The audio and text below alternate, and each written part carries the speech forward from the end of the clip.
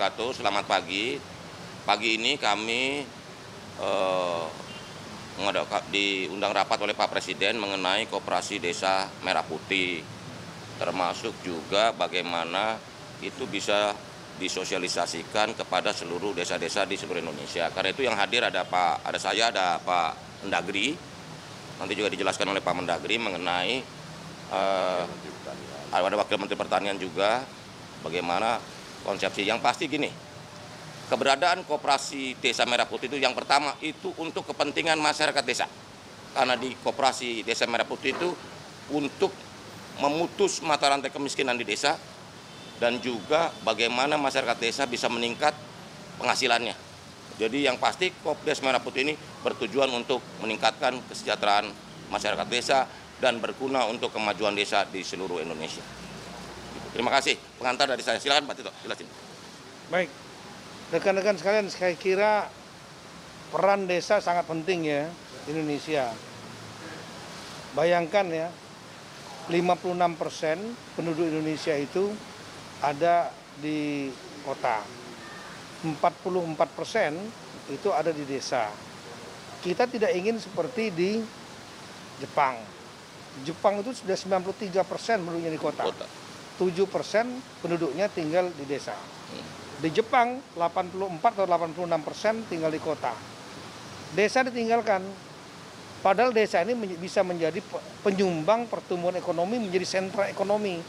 Nah, sebelum terlambat maka kita memperkuat desa. Ya. Nah, maka untuk memperkuat desa ini banyak, mulai dari anggaran desa, dibuat sistem pemerintahan desa. Nah, salah satu yang menjadi ide dari Bapak Presiden adalah ketahanan pangan. Ketahanan pangan ini kita melibatkan juga desa-desa. Kenapa? Bapak-bapak, ibu-ibu kalau lihat pada bulan ini, rilis yang BPS kemarin, ya, deflasi, kita mengalami deflasi sebesar year on year-nya 0,09, minus 0,09%. Kemudian untuk month to month-nya minus 0,48%. Memang betul penyebab utama dari deflasi, artinya turunnya harga barang dan jasa, ya, itu akibat subsidi listrik oleh Bapak Presiden 50% kepada pengguna di bawah 2000 watt. Artinya masyarakat yang kurang mampu. Itu sangat berarti sekali. Ya. Januari, Februari. Makanya lihat angkanya, kita belum pernah 25 tahun ini kita mengalami angka sampai ke titik minus 0,09, belum pernah. Di sisi lain, kita menghadapi sekarang supply produksi yang luar biasa. Bahkan sampai Maret April diperkirakan produksi beras kita itu mencapai puncaknya. Nah, kalau angka 0,09 minus ya, itu menyenangkan konsumen. Konsumen senang, harganya murah. Coba lihat, cek beras harganya rata-rata turun.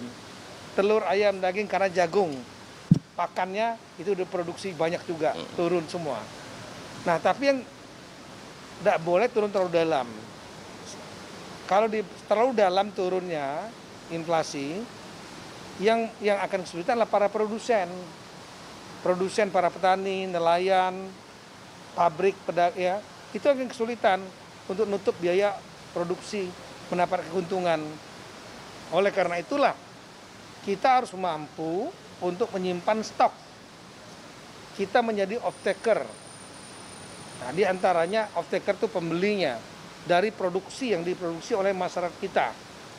Indonesia sekarang ini hebat kalau untuk masalah pangan. Negara-negara lain lagi kesulitan beras segala macam, kita cukup. Stok kita ini terbesar yang pernah ada, 1 juta lebih. Nah, biasanya cuma 300.000, 400.000. Nah, sekarang bagaimana untuk menjaga agar stok ini bisa terserap dengan harga yang wajar. Jangan harganya jatuh. Nah, di antaranya adalah dengan membentuk koperasi di setiap desa. Koperasi Merah Putih. Apa tugasnya koperasi ini?